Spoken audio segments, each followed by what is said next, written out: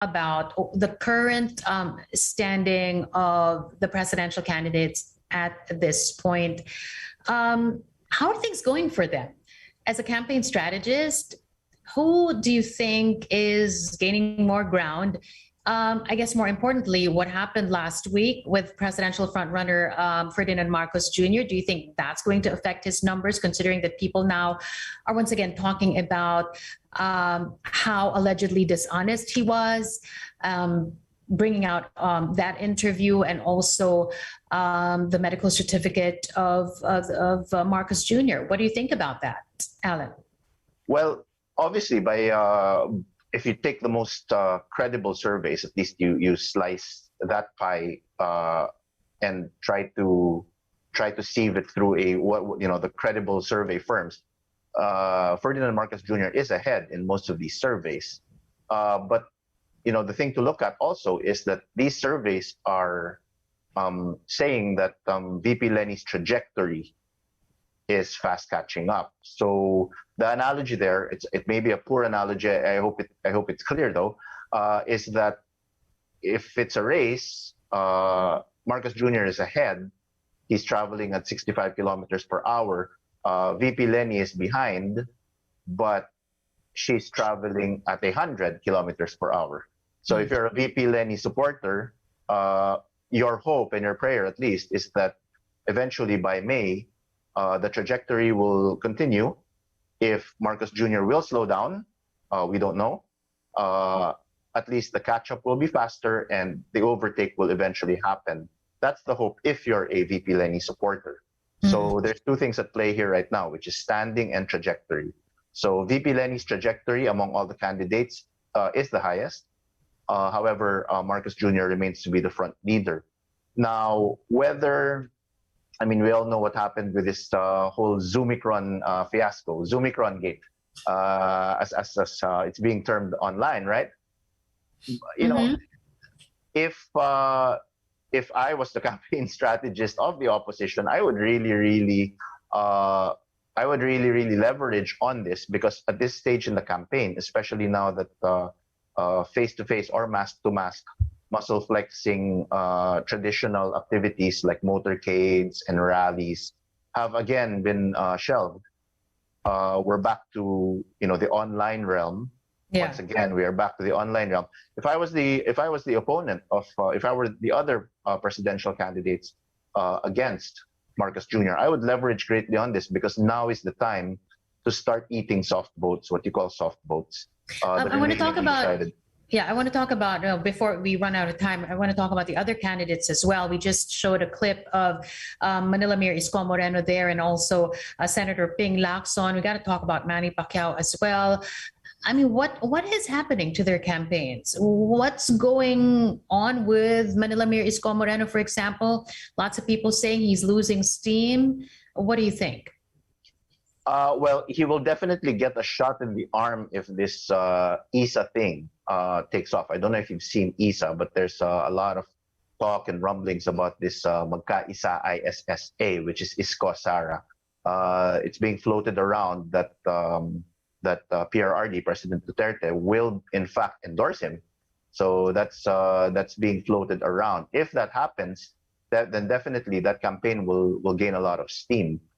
He's come out with new ad material lately. So the thing about Mayor Isko is they are, I believe, I'm obviously not part of that campaign team, but if you look at it mathematically, they are holding on to their position that Mayor Isko is everybody's second choice.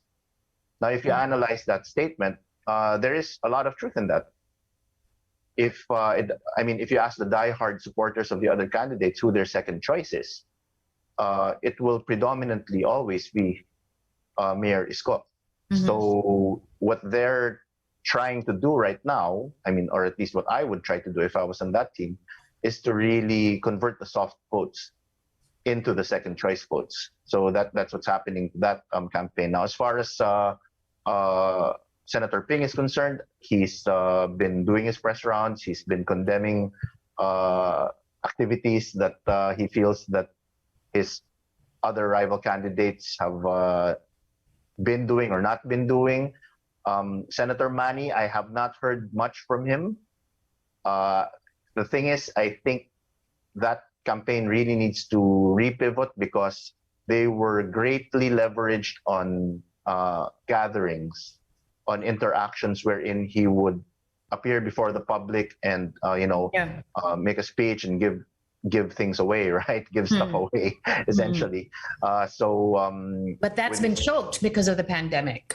Exactly. So perhaps they need to repivot and really study what their above the line and below the line communications, integrated marketing communications. I want to go back to the idea that you brought up a while ago, a possibility of Manila Mayor Isko Moreno and Davao City Mayor Sara Duterte joining forces. That is at play. What would make sense now? What would make more sense for the HQ of Vice President Leni Robredo? Should she go for Manny? Should she go for Senator Ping? But then where does that leave Senator Tito Soto, who's also enjoying good numbers? When you say go for, do you mean should she adopt them or should she? Yeah, if talks of unifying, if that's still at play, is that something that the vice president and the other contenders should also look to? Well, the last time I guessed it on your show, unfortunately, I absolutely swung and missed because I did make the prediction that Mayor Inday would go for the presidency, and we all know what happened there, right? So I will make a similar prediction now, and let's see if I'll swing and miss. At this point, I don't think there will be any breakups in the VP Leni Senator Kiko coalition, because I think it would be terribly off-brand. And if she did go for another vice presidential candidate, it would be terribly off-brand, because from the start, her campaign has always been, I'm not about opportunistic politics. I'm not about choosing the convenient choice, but the best choice. But she would also be saying that she's still she's for unity, right? That Yes. she's all about consolidating the opposition. Consolidation is the perfect word. I think she's more of everybody banding together against a common opponent, not necessarily splitting up the tandems and having a mixed match. But again, last time I guessed it, I swung big and I missed big, so who knows?